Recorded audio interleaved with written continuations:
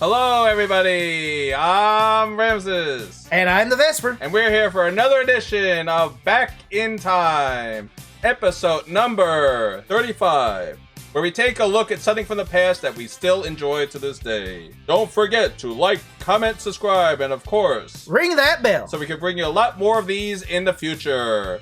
Today, we're going to take a look back at Atari 2600 commercials. Now, for our viewers here, the 2600 was a staple that we played growing up, or at least played a little bit before that wonderful little system called the Nintendo Entertainment System came out. And it wasn't just the Nintendo. The ColecoVision, the Intellivision were all much better systems than the Atari, at least graphically. That's right. You know, I grew up with the Atari. I mentioned this a few times. I had all the system. I had ColecoVision, Intellivision, Atari. Atari had a very special place, going all the way from the 70s and lasting well into the 80s. Really an amazing history. We're going to take a look at the beginnings of the Atari revolution, where all the advertisements were in your face, creative, fun jingles, fun songs, fun games, all to get your attention and to make you buy a game on the system. We're going to start with a classic. Atari was known for bringing arcade action home, and you know, you can only do so much on Atari 2600, but we're going to start with pole position. How are they going to sell this video game in the arcade here, pole position, and bring it to the home console system known as the Atari? Well, this is how they're going to sell the item, Vespor. It's going to be, Yeah, it's definitely without that wonderful cabinet where you actually got a seat in it and you can have foot pedals and controls. None of that. So from 1983, we have Atari's trying to sell pole position for the Atari 2600 and various other systems, of course, because they always throw in other graphics. That's going to be another trope they do a lot. Hey! Yes? You look like a real jerk. Well, I am a corporate executive. He stops exciting things from happening. So what you doing?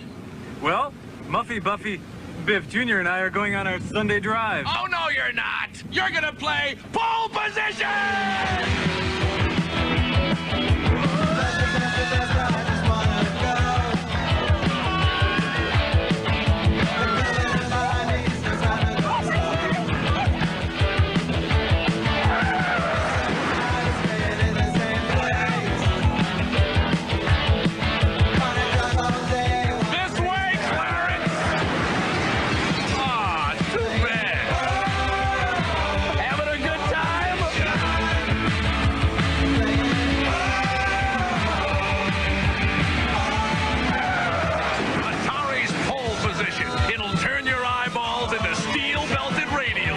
Wow, I am so glad to see that Atari uses our type of advertisements like here on Vesper's Retro Reviews. Well, what do you mean by that, Vespor? Well, as we can see here in this commercial, it says these are the graphics of the 5200. I want to point out, if you have a 2600, which this is about, you're not getting this, you're getting this.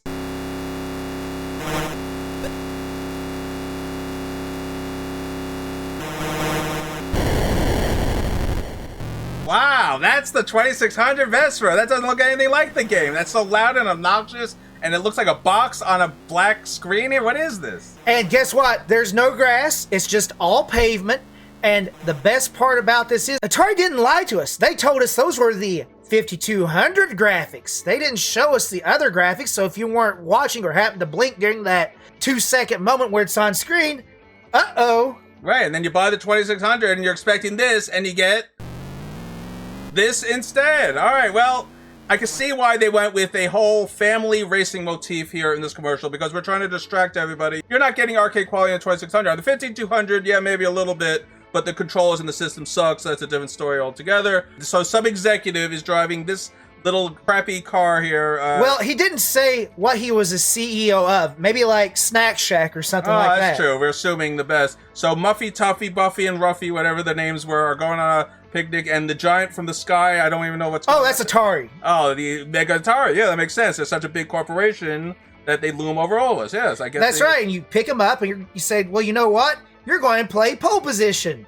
And then instead of actually dumping them into the game like Tron did, no, they actually throw them on a real racetrack, which is absolutely amazing. I think the commercial's hilarious. The game itself is not good. I love the arcade pole position. Don't write letters, folks. Yes, Ramsis likes pole position.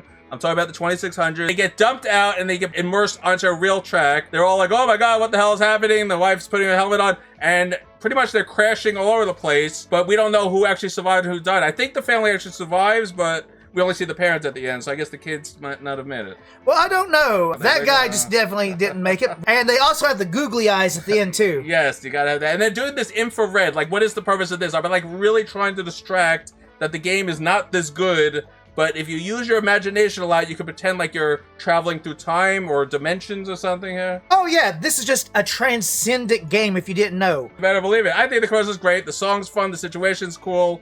I just wish the game on the 2600 was a little better. The 5200's fine, but they show the wonderful controls at the end that you're going to be forced to use to play this game. Do you need 17 buttons to play pole position? Yeah, I love the fact also they're showing the 5200 and not the 2600 as well. Yes, it's great. So yeah, that's a taste of what you have to look forward to here. Let's move on to the next one. So now, to have a video game system, you got to actually advertise the video game system. So there wasn't just game commercials. There were actually commercials that advertised the system itself. Let's see what type of propaganda you're going to give to your audience here at home. I can't wait. All right, so from 1982, we have Only Atari makes a commercial for the Atari 2600. Hey, it's all in the title. Only Atari makes the world's most popular home video games. The only Space Invaders. The only Asteroids. The only Pac-Man. The only Missile Command. And soon, the only Defender. And the only way you can play any of them is on a home video system made by Atari.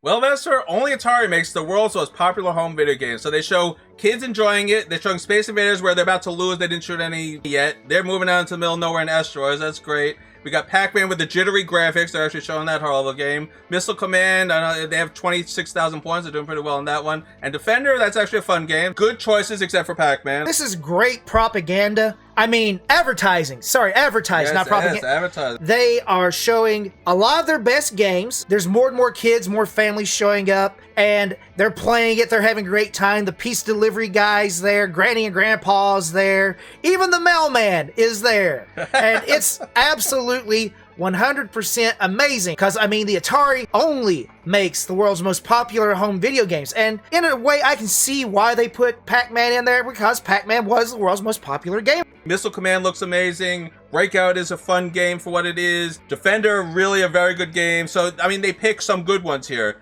but are we to imagine that a dozen people are all going to get this excited over gobbling some ghosts on the screen here? I mean that is a little hard to swallow here, Liz. They probably just came straight from that Pong entertainment system back in the day, and they're like, oh my god, we can actually do something with it. It has color and it doesn't go bing, bing. This is an excellent choice of some of their best legendary games that you could pick up today and go, man, I love this game. It's simple, it's easy to follow. The controller was a very big deal because ColecoVision and television, we're going to put a phone on all of ours. We're going to put 3 buttons all over the place. Atari's like, no. All you need is a nice joystick with a thick button or a nice paddle with a thick button. That's all you need. And that's true. For the Atari, that is all you need. It made it simple and to the point. They even show the paddles in this commercial too. So they were in their heyday here, and good for them. They went great. But let's see what happens a little bit after this. So that's just a taste of what Atari was doing at the beginning of their life here. Now let's show you something really early where they're going to use celebrities in the commercials. After all, you know a game is good when you have Pete Rose and Don Knotts advertising for you. I'm telling you, no one was bigger than those two in the 1970s. We have from 1978, Baseball and Breakout.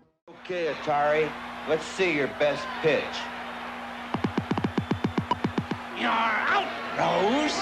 The Atari video computer system is 20 cartridges with 1,300 game variations you play on your own TV set. You can't keep me in here, Atari.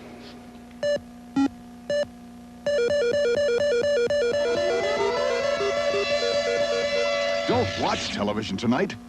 Play it.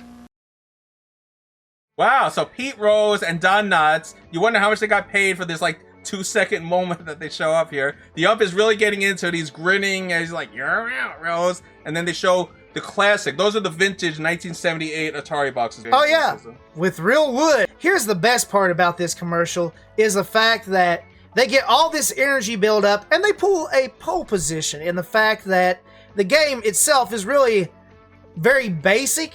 So we're going to distract you with Pete Rose and Don Knotts, and especially with Pete Rose. And we looked at Home Run in our video game retrospective on baseball games, and yeah, you definitely need Pete Rose to make somebody interested in this, because what you're getting is not baseball. Home Run is not a good game, right? We've established that very early on. Baseball, it is not. And the problem with Home Run is every other company totally made fun of Atari because this was the game they were claiming as baseball. And then Intellivision's like, here, look at this. ColecoVision was like, here, look at this. Even Nintendo, here, look at this. I mean, Home Run is a basic example of, no, this is not doing it. You can do better than this. And Atari would do better, but Home Run became synonymous for bad baseball games. And yeah, Pete Rose talking about Home Run, it's kind of funny because Pete Rose is one of the best hitters of all time. Home Run is one of the worst games of all time when it comes to baseball. I know, because after all, don't you remember in baseball, there's only exactly 4 players on the field at any given time. And he has to cover every position at once. That was baseball, everybody. They do the whole montage of games, and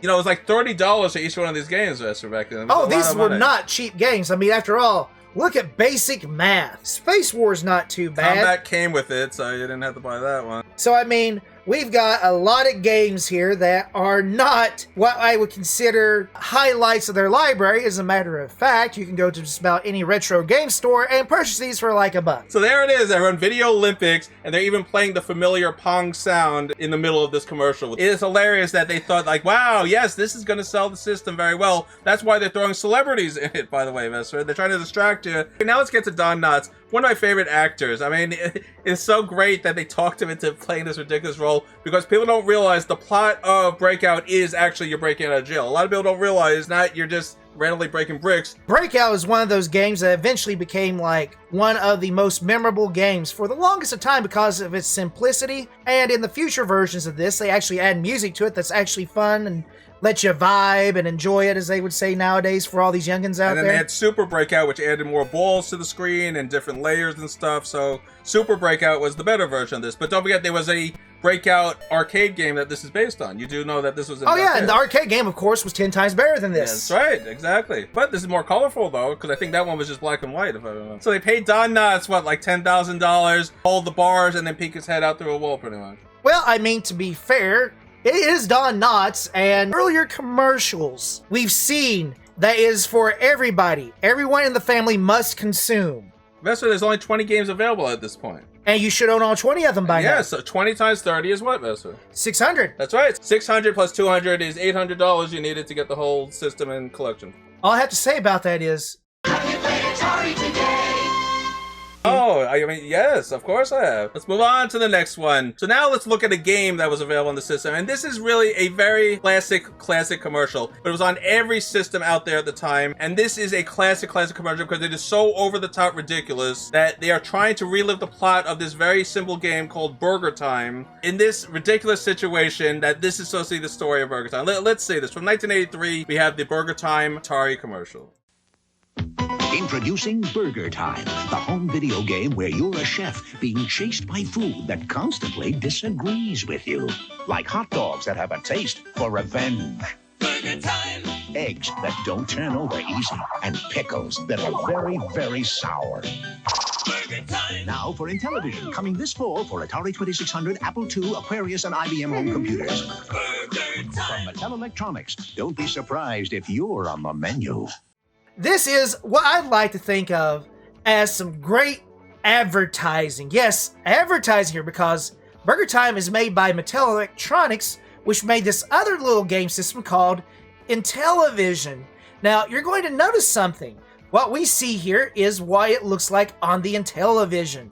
They're doing that wonderful bait and switch that Atari did in pole position. So Ramses, go ahead and show our viewers what they're going to get on the 2600.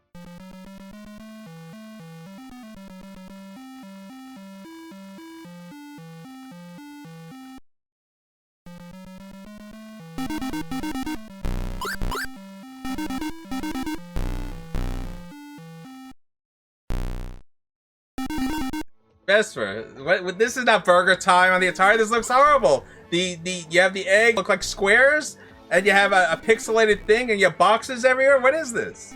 Why, this is Burgertime, don't you know? Remember in that commercial, we got to see all the colors that look like the arcade version. Well, the Atari version sure doesn't. This is terrible. Coming soon to the Atari. You know, I believe it's been disproven many times, but I really do believe there is some truth to the other companies making worse versions on the competition system. I believe there's some truth to it. I know it makes no sense because, like, why would you want to sell a game that's worse and not make money off of it? But you look at the Intellivision, you look at the ColecoVision, those versions are amazing. Then you look at the Atari and you're like, they had to have done better than this. Well, we can already prove that they could have done better with this, especially with the colors for the burgers and the lettuce and tomato, and the fact that if you look at Breakout, Missile Command, where they showed multiple colors at the same time on the screen. Defender and Pitfall, yes, many games where you get multiple colors. You're building a yellow burger on the Atari version of this, Vespor. Oh yes, Mattel, I am proud of you. Stick it to Atari because after all, you're like, oh, we'll take a little bit of a hit to our profits because after they see what it's like on Atari, they'll come to the Intellivision. That's right. So what is the storyline of this? So really, I never understood what Burgertime's having. Like, is it a nightmare? Did these food come to life? Are they giant-sized food? Is he shrunken? What is the storyline? Are the burgers just gigantic for King Kong or something? Like, what is the object of this here? Oh, it's this right here.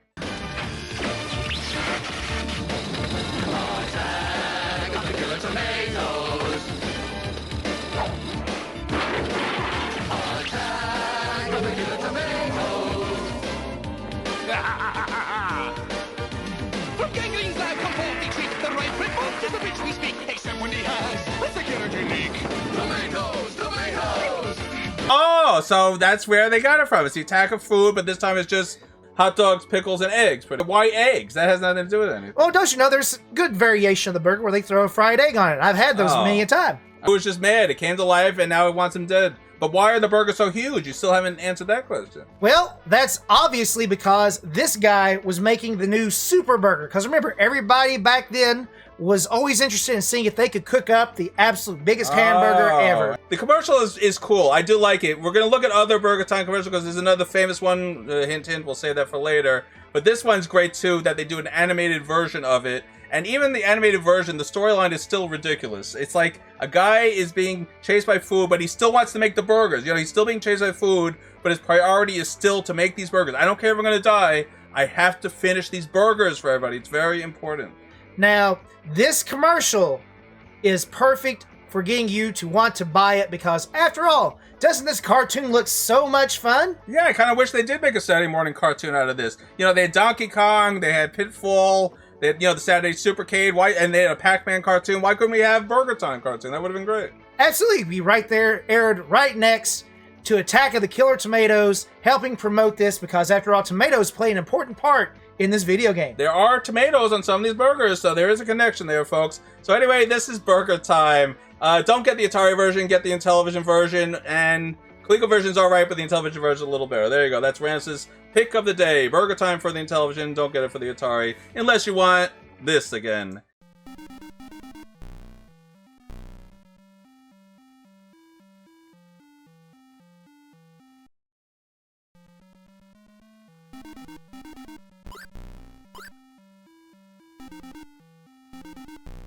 And with that all said, let's move on to see if some of the games are a little better than Burgertime on the 2600. Here we go. Here's an actual fun game from the Atari called Berzerk. I'm sure you heard Berzerk. of it. Yes, I remember Berzerk, of course. So that was a great game. But you know what? The reason I love this commercial so much is that it speaks to you as a kid because Granny here gets down with this game. All right, so Granny's gonna play Berzerk. Is that the theme of this? All right, 1982, Berzerk with Grandma playing too. Oh, I can't wait to see this one. You wanna play Berserk? You're on. Hey, where you going? The video arcade! You can't play Berserk at home. Yeah, you can. Atari! It's Berserk inside an electric maze, where robots shoot with electric rays. Take that, turkey! So look out, don't get trapped, or you might get zapped. Berserk is here from Atari. Can you beat that? And only for systems from Atari. Have you played Atari today? Yep, as I said before, Granny was down with this. She played her grandson. She had an Atari already. And she just schooled him there and also said turkey. That's how serious she was. You're not allowed to say that word. Turkey. That's the worst insult you could say in the 1980s. Well, she called the robots a turkey, not her grandson, although she probably thought her grandson was a fool for challenging her. Well, I mean, she destroyed him here. I mean, it's not even close. He deserved to be called a turkey, even though she didn't, but I think she was meaning to call him a turkey because, I mean, that was pretty pathetic playing. He's like, oh, gee, Grandma, I want to play some Berzerk. And she hits him so hard, I think she left a bruise on his leg. And this is some grade A trolling here. Look at this. She's knitting, yet I want to take you on Berzerk. She's like, okay, let's go straight to the arcade. That should have been your first warning, Billy, because I tell you right now, if Grandma knows what the arcade is and is on her way there faster than you can even stand up, you're like, let's play it on your Atari system. What, Grandma has the Atari? Of course, everybody owns an Atari 2600. Have you played Atari today? Oh, sorry, something happening with the feed there. Anyway, so the kid just whipped the game out. He's ready to play. Well, obviously, this is a one-upsmanship between grandma and grandson because he's like, I'm going to school Granny because I played this for hours on end at my house. And then Granny's like, my husband's dead. I have nothing to live for but Atari, which is a wise choice back then. Yes, Atari will keep you very busy. Absolutely. I just love that he thought he was going to destroy her. The song's playing and she's whipping his butt. I think it's great. It's a really funny commercial. I had never played the Berzerk on this. I played versions of it, but I don't think I ever played the Atari version of it. It's actually not a bad version of the game. Believe it or not, it's one of the better ones I've always felt because if you actually look at the graphics on there, they're not pulling a bait or switch. No. And you actually can shoot at angles, which is rare for this system. 1982, that's pretty good graphics. That's pretty good. They should be proud of Berzerk. That is actually very well done on the Atari. That looks very impressive. If I played on Atari, I would feel like I got a complete game out of it. Absolutely.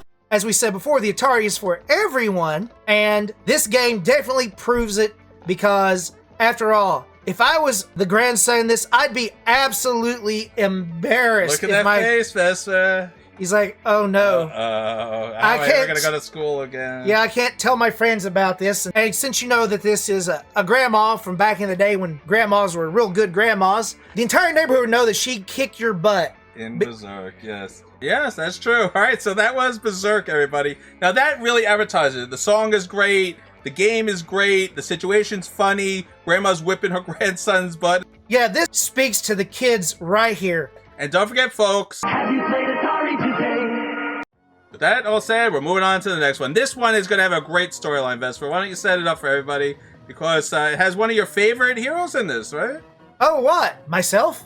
Not yourself. He's a famous wrestler. I'm talking about superheroes. Well, you said my hero, and yourself is by far my favorite hero. All right, everybody. I'm talking about Spider-Man, the 1982 video game for the Atari 2600. Now, this was great because this is when they were trying to get commercial licenses. We all know the E.T. You've seen it in our Christmas commercial that we already did. Well, Spider-Man was just as big as E.T. back then, if not bigger. We have Spider-Man, Parker Brothers doing their own little skit going on here. And I think the commercial is going to speak for itself. I'm not even going to tell you what's going on here. I think best to just watch it and enjoy the storyline. Have you played Atari today? I'll blow this town to smithereens! Time bomb! Try to get up there in time, Spider-Man! Watch me cut my web, Goblin. Watch yourself fall, Silk Slinger! Can't stop the bombs in time. If I don't get you, webhead, my diagnosis will! Holy Hannah! And you're running out of fluid! Is this more action than even Spider-Man could handle? Spider-Man, a video game from Parker Brothers, the ones to beat. Well, Vespor, I told you this commercial would speak for itself. Well, I like the fact that the first thing you notice is that he is obviously launched up there by his Goblin glider. And I love the fact that Spider-Man, of all places, is playing the Atari on top of the roof. Now, as we've seen with other videos, like in Ninja Turtles, you never stood in your house or apartment in New York City at all. You just lived outside of it. It was like a place to keep your stuff so you could stay cool on the outside, just like Spider-Man here. That's right, and Spider-Man is taking full advantage of that. For some unknown reason, playing his own video game on a rooftop, as Green Goblin is taunting him. I mean, it's a very crazy story. Green Goblin, it's not always clear what he's saying. I know what he's saying just because I know what the characters and the objects of the game are, so I know very well he's saying, If I don't get you, webhead, my Dino Nasties will! my Dino Nasties will is what he said there, and And you're running out of fluid!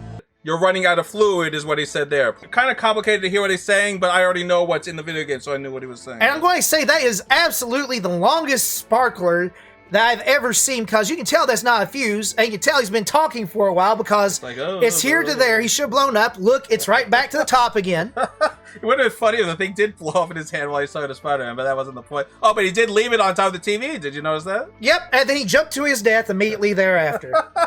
So this is made by Parker Brothers. Parker Brothers made a lot of very famous Atari games. Frogger, G.I. Joe, Q*bert, all the Star Wars games, Super Cobra. They made a lot of famous games, and of course, they made Spider-Man. That's right. The commercial actually gives you the instructions on how to play the game, because the instructions come with, you're like, what? Yeah, the game's not good. This is one of the games I owned, and the commercial doesn't even make it look like fun. I mean, because the game's not fun. You have to stop a super bomb on top of the building, so you got to climb up, but every floor has minions working for Green Goblin, and I didn't know he was like a Cobra Commander where they had all these people working for him, which is amazing. I always love when they have these whole armies working for him, and you have to avoid everything hitting you. You fall down all the time. Your webbing only works on yellow, so anything that's not yellow, your webbing won't stick to.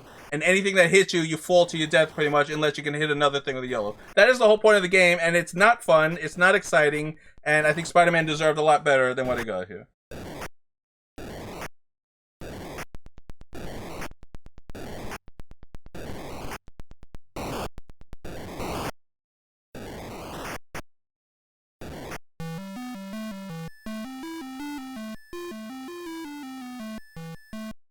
This game is another bait and switch. Like I said, this was the greatest thing about the games back then. You are shown this awesome commercial, and now guess what? You get this crappy game that you paid $30 for. Well, let me rephrase that. Your parents paid $30. So when you are absolutely bored with this game, whine and complain about how tough it is, your parents don't want to hear it and will send you to your room. That's right. Or they'll tell you, shut up and play your Spider-Man. We paid good hard-earned money for this game. Yes, Mom. Why does he have to play his own game? And why is he not doing anything? There's a bomb on top of the TV. The Green Goblin's jumping to his death. He's taunting him the whole time, and it doesn't make any sense.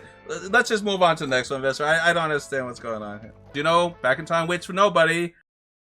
What do you think a commercial for a bad game would look like? Well, if it was for a bad game, I would either use animation or celebrities and not show any gameplay footage. I would use the bait and switch again of using like the 5200, 7800, or some other system like the Intellivision did. Right. How about not show any footage of the game at all? How about that for a solution? We're not going to show you anything, not from any system.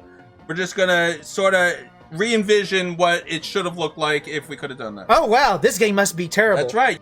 They showed all the Spider-Man footage. Well, they didn't show any footage for this game. That's how embarrassed they were about this game. But, as we mentioned, Pac-Man in 1982 on the Atari, that's right, we are going there, was one of the top-selling games ever on the system. So, did Atari know what they were doing? Absolutely. But did it also kill the company? Absolutely. So here we go. Let's see how exactly did Atari advertise Pac-Man on the 2600 without actually showing how bad this game looked. First the Pac-Man eats through a maze of dots, then the Pac-Man heads for the corner spots, then he eats his fill of a power pill, and then all those ghosts turn blue, boo, and Pac-Man eats them all too. Have you played Pac-Man? It's the new video computer game everyone's talking about, and naturally, it's from Atari. Have you played Atari Today? All right, Vespor, so there you go. That's how you advertise Pac-Man on the 2600. Didn't it look like just the arcade game in animated form? This is great. Oh, absolutely. I would have seen this and said, oh my God, I have to get this game. Except for the fact that I played this so much in the arcades, I couldn't stand Pac-Man by the time I was in the mid-80s. So, well, I will admit I had my fill of Pac-Man too. The luster sort of wore off very quickly. But this was big. Getting this onto the Atari was like the dream of dreams of all the big wigs at Atari. They were like, you must get Pac-Man on it. And by the way, you must get it on before Christmas 1982. That was the goal here. Yeah, and what you see is not what you get, because here we had this awesome jingle, and the ghosts are actually just standing still waiting to be eaten, and they're like, why can't I move? And then chomp, and that's it. And then look at these kids, these perfectly proportioned animated kids. They are like, yay, this is the greatest game ever. But instead of this, Atari, my beloved, you give them this.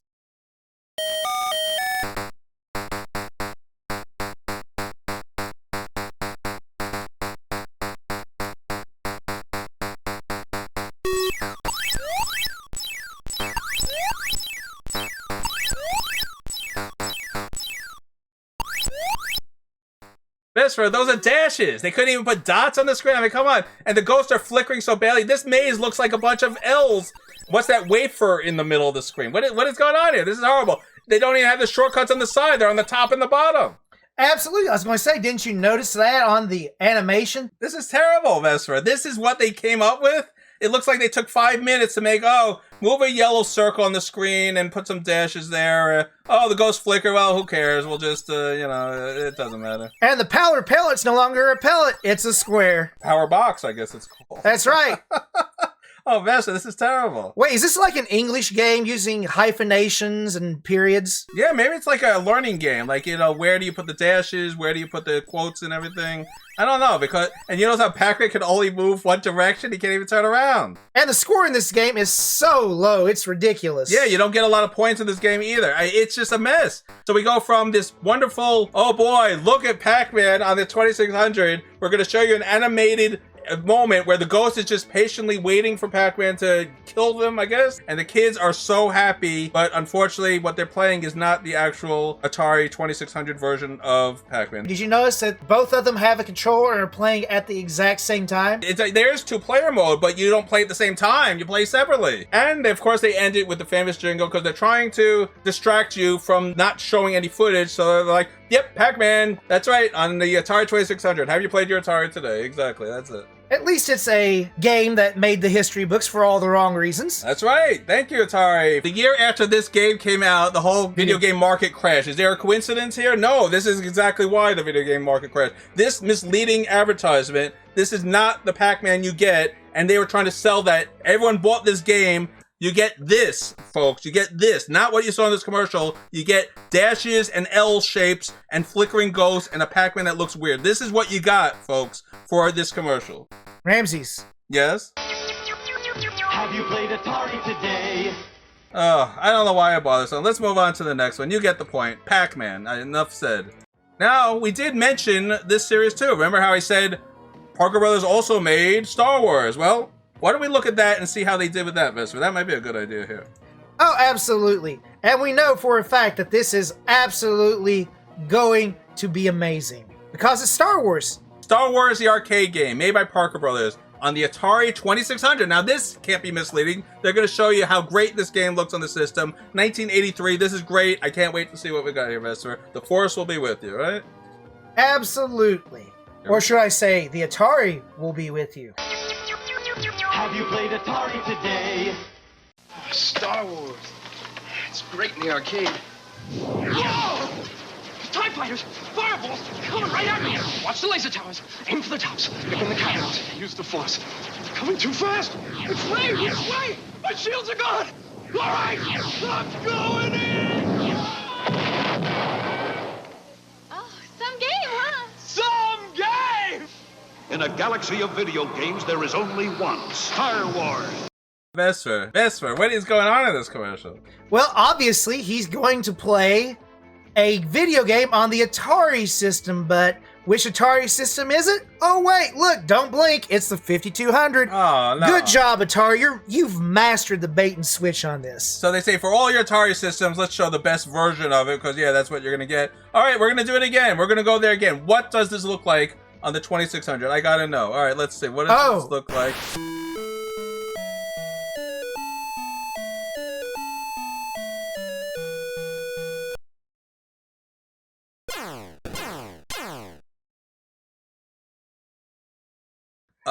Vespor. It's a black screen with some purple and blue things on it.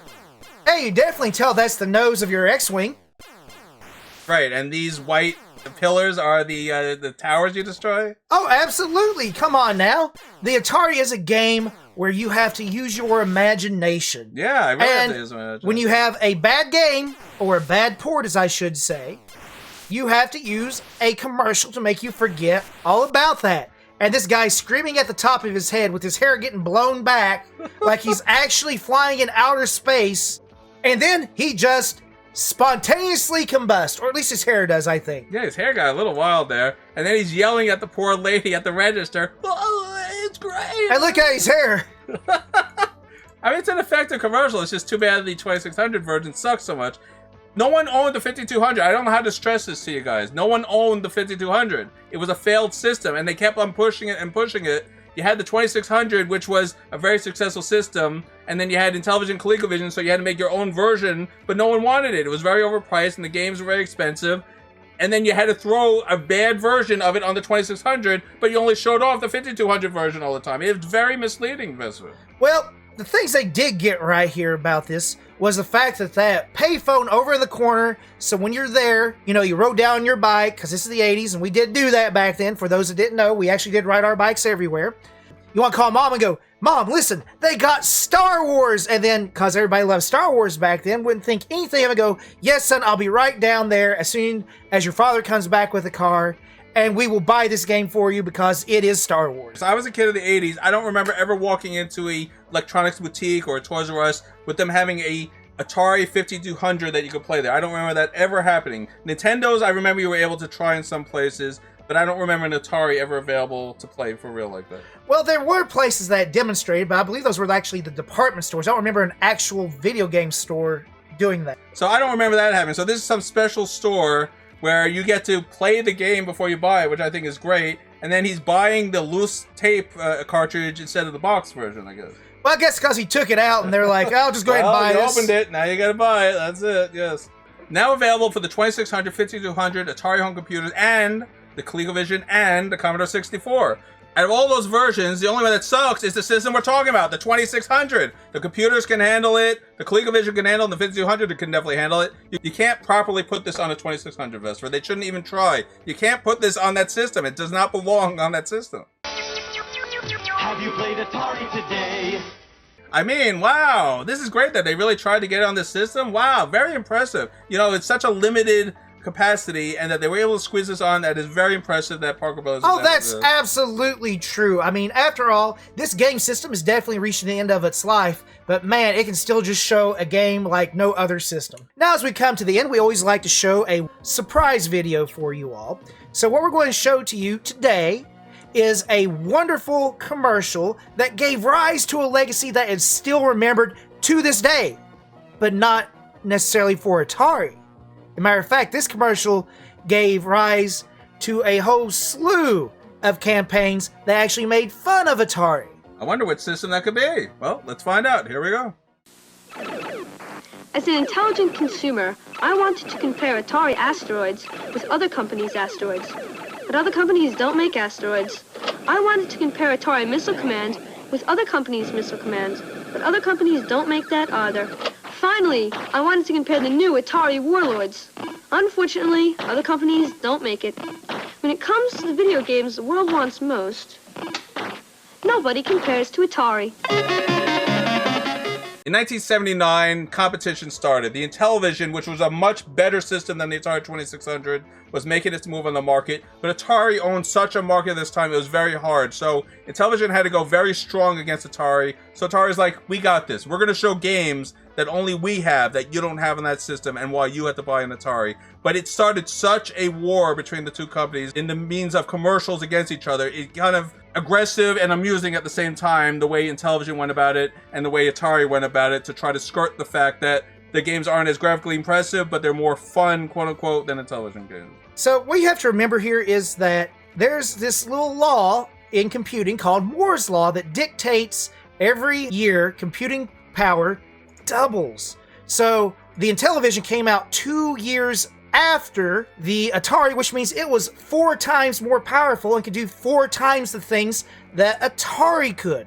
So what's that mean? It means it can make better graphics games, can do more processing power faster, and does not have the problems that the Atari does, so by all measures, the Intellivision was better in every way except for its controller. Yeah, its controller is horrible. It's a disc with a foam pad on it, very thin. You put a little insert in it and you had to push the buttons. Very clumsy and not fun to use. The Atari still owned them on the controller for the 2600. Let's not go to the 5200, but for the 2600, Atari still had the superior controller. It was so simple and to the point.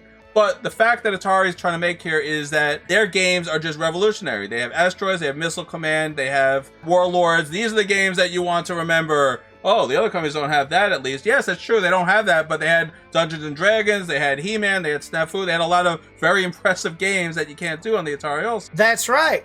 And the thing to remember here is the Intellivision. Have you played Atari today? The Intellivision was a far inferior product as compared to Atari. I mean, this kid is right. Turn that TV off. Yeah, get that out of here. No, Atari's all you need. Play that music. That's right, kid. That's it. Yes, all right. Yes, come in. Who's here? Oh, hey, Pepsi Monster. What? You brought over Missile Command so we could play it on the 2600? Oh, that's great.